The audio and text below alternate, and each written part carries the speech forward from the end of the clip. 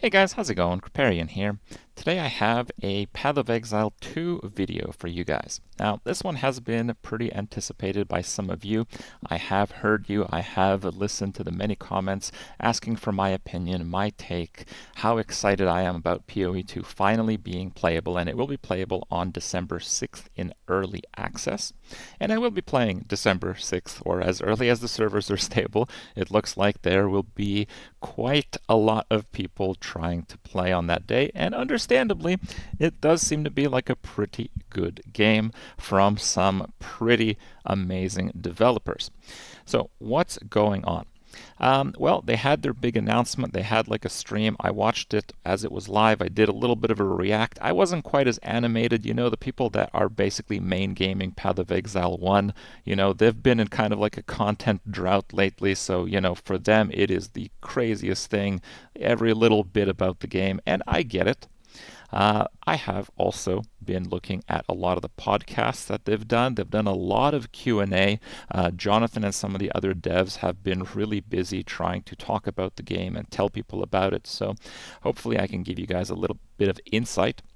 A lot of what I have heard from the devs is that a lot of the questions that they answer in these Q&As, these podcasts that they participate in, pretty much everything that you imagine that you might want out of Path of Exile 2 will be there, but it seems like a lot of stuff will be added as the early access stage of the game is underway and afterwards. So we don't actually know what kind of game in its completion we will get on December 6th. The last time I played Path of Exile 2 was at ExileCon, which was about a year and a half ago. They were very nice to invite me once again. Flew out to New Zealand with Anya. We had an amazing time. It was really awesome. They got me to open up for them on their show. So it was really cool, but I have heard that the game has changed quite a bit since then, several times over, in fact. So I don't actually know what to expect. I don't really go like super crazy hype mode on something unless I've actually played it, unless I actually know what it's going to be like. I was super crazy hyped about the Bazaar, and still am, because I was playing it. I had played it literally days before I told you guys some of the news about it in Family and Friends and closed access for Bazaar in that case. In PoE, I haven't. I know they've had some kind of alpha super NDA stuff. I mean, I'm not under an NDA, so I'll just tell you I wasn't part of that. I don't know what it was like. I don't know what the game is exactly like. To be fair to them, they actually have invited me on several occasions to some of their events to check out and playtest some of the content, and it's just been like really unlucky timing every single time this has happened. Like the last time they invited me for an event, it was our 10th wedding anniversary. So yeah, we had already made plans, and we were not going to cancel them for POE2 playtest, though I very much wanted to go and do just that. So that's kind of where we're at. I don't have hands-on on the game. I don't know exactly how amazing it will be on day 0 of early access. I think it's pretty fair that most people should have the same expectation, but I also want to back that up with the people that are making Path of Exile 2 are largely the people that have made Path of Exile 1. Jonathan and Mark are two people that are pretty front and center talking about the game and presenting it as they did in their announcement. And these are two devs that are pretty much there from the beginning in Path of Exile 1. Path of Exile 1, probably from a developer standpoint, is maybe the most impressive game that I have ever seen in my life. So, I don't know if they'll get everything right on day 0 of early access, but I am sure that Path of Exile 2, however long it takes, will be probably the best game you will play for a good while to come. And that, of course, is exciting. And you might be asking, hey, Kripp, are you just going to play Path of Exile 2 all day, every day from now on? The answer is, sadly, probably not. I will be playing quite a lot when it becomes playable in early access, but honestly, I just don't know if it's a good idea for me to stress my arm specifically quite to that degree. I have been playing Path of Exile 1 every single season for almost a decade now. I love making new builds. I love trying something new every time they have a new season, tackling the mechanic, and I play the hell out of a Path of Exile 1 league for like a couple of weeks, sometimes like a month.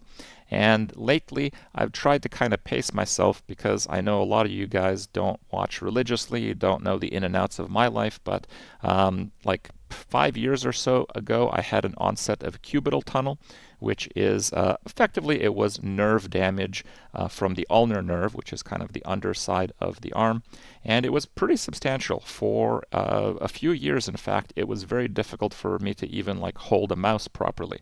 And early in the onset of it, I was just like dropping objects I had in my hand. It's kind of a bizarre feeling to kind of lose the control of your body that you've had, and especially for a piece of it that you've so finely tuned over decades to use a mouse, for example. So I took a lot of measures. I went to the whole doctors and rehab, that kind of stuff, and ultimately I did have some so far temporary, hopefully, possibly permanent nerve damage. I did actually have the nerve. It's kind of the nerve that it's like your funny bone. If you hit it, you feel the funniness. Yeah. So they basically had to take that and they moved it on this part of the arm.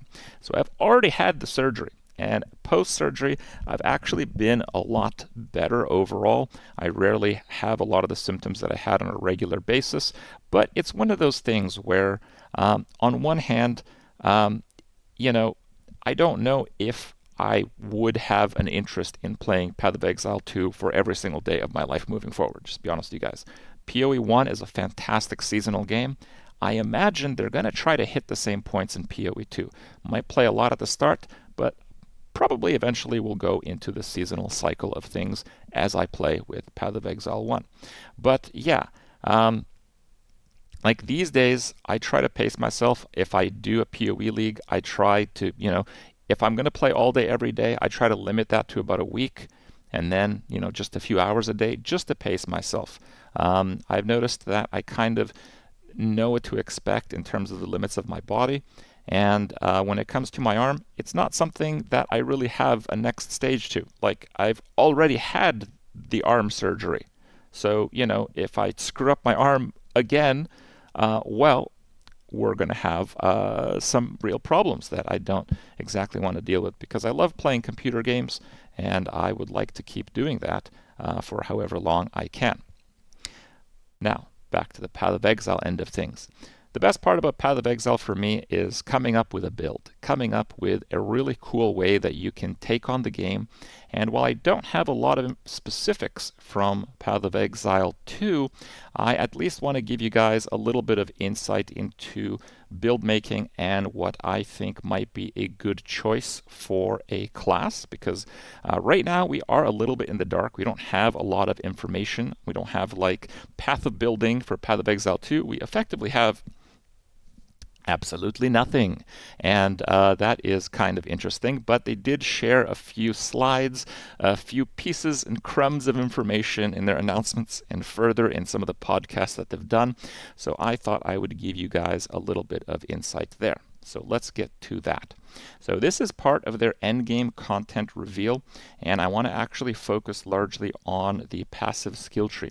It's a little bit different than the one that we have in Path of Exile 1, because basically all the classes kind of start from this center area. And this is like a monk, and part of this slide. So he starts from there, and I'm guessing monk is like int dex, so this is probably the sorc, and over here is probably the ranger, like the pure int, the pure dex. This is probably like what was formerly the duelist, now is the mercenary, I believe. I believe the mercenary will start here.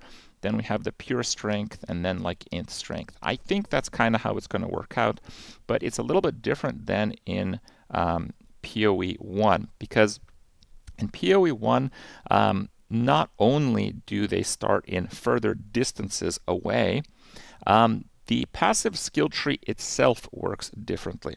The main thing is that there's no life nodes on the passive skill tree. So there's going to be nodes that you can improve your tankiness, but it's not going to be chasing life percent nodes.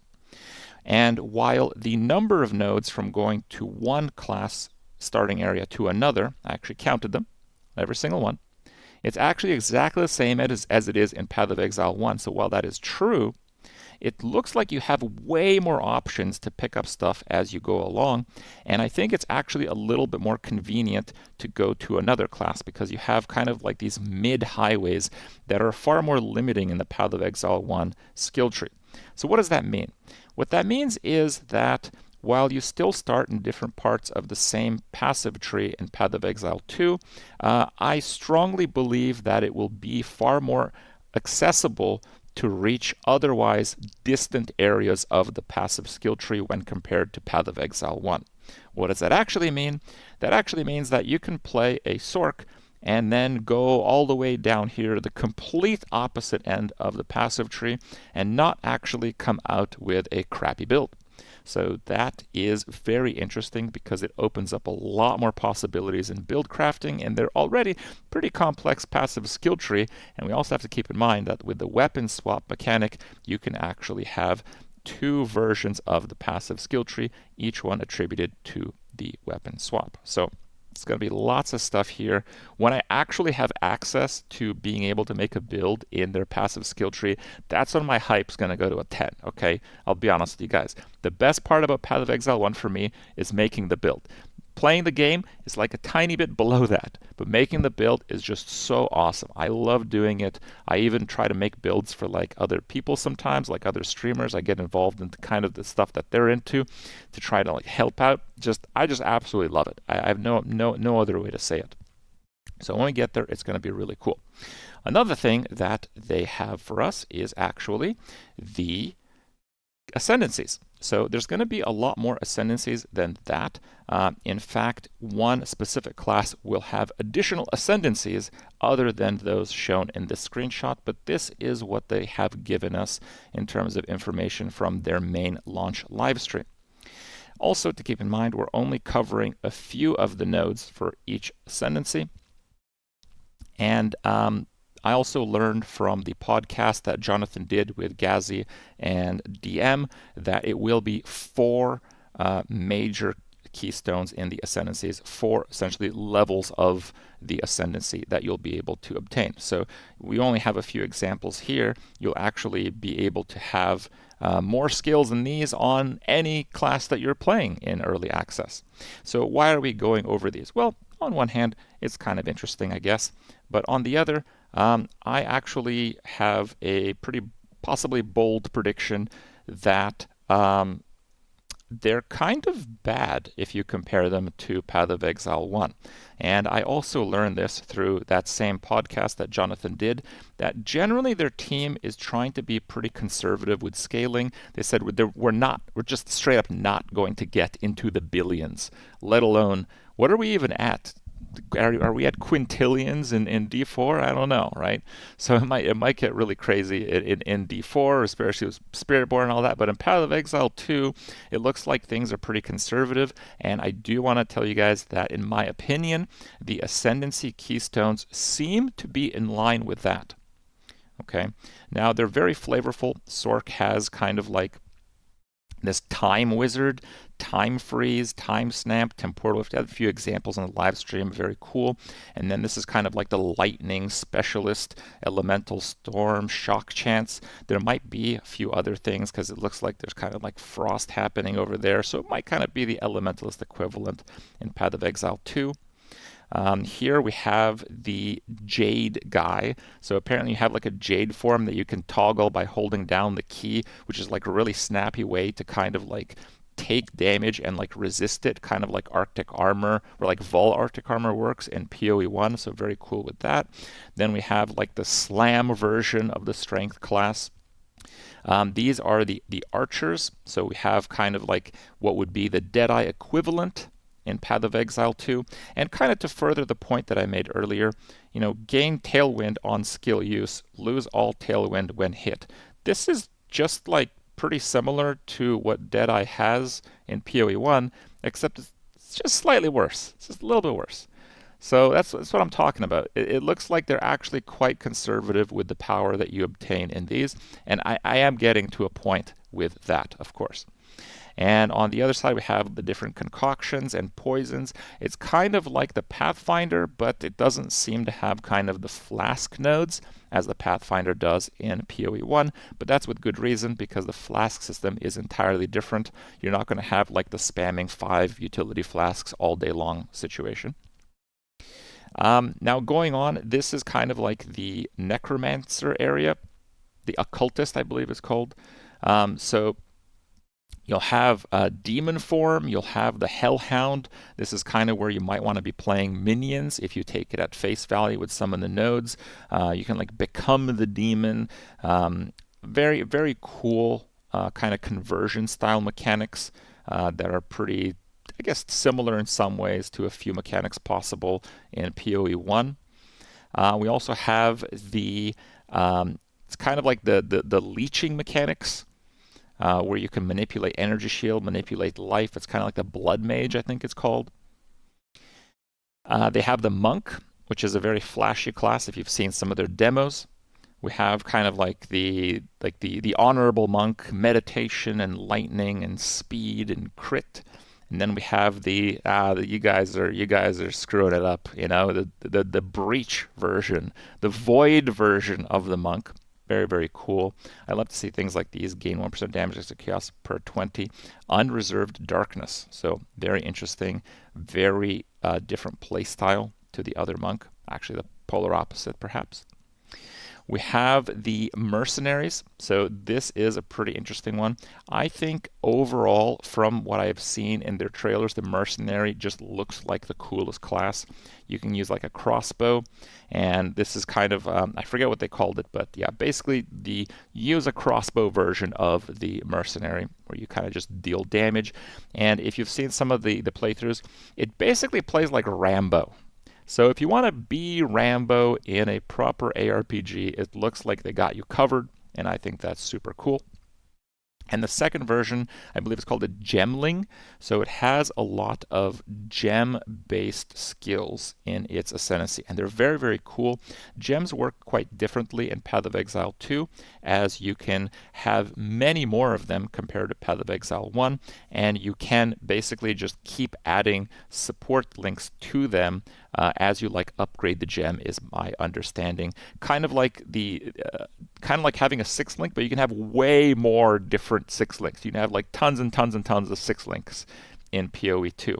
And if you're playing a class that's kind of like, let's say you're like, you know, a warrior, you have a big stick and you slap people with the stick, it doesn't make that much sense to have like that many different skills.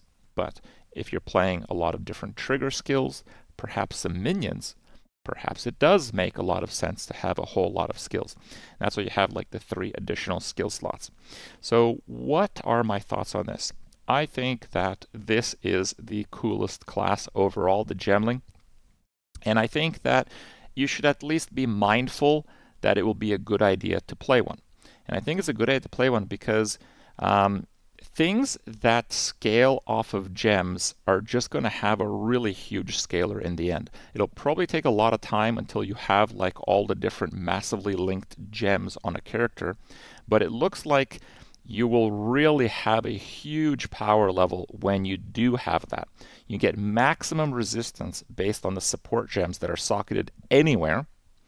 The attribute requirements of gems can be satisfied by highest attribute. So you can basically attribute stack, because on the new passive skill tree, you can choose what an attribute note gives you on the skill tree itself.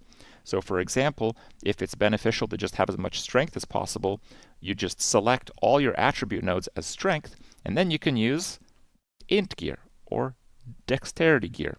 So, or dexterity gems. So it's very interesting. The flexibility is just huge. 3 additional skill slots is like ridiculous.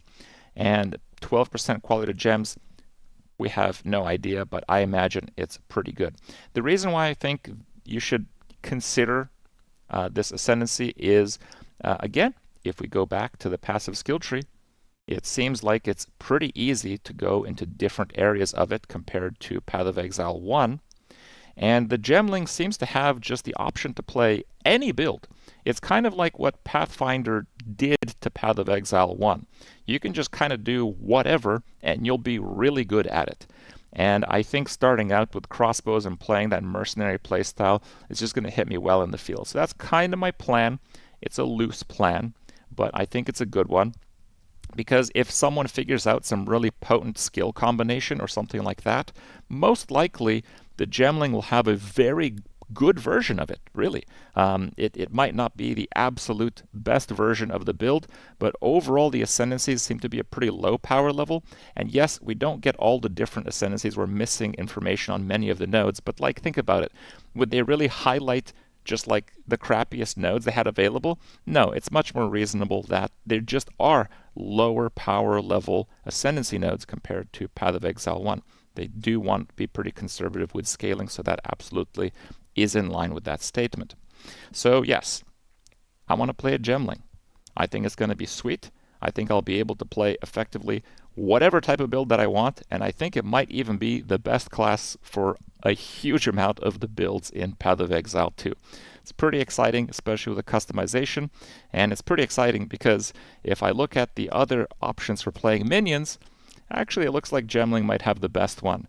3 additional skills for minions and more triggers? Well, that was always a problem in Path of Exile 1. In Path of Exile 2, it looks like the sky's the limit with this. So it is pretty exciting, but until we get really into that deep build crafting, my hype is still a little reserved. Hope you guys enjoyed watching the video, and we'll see you next time.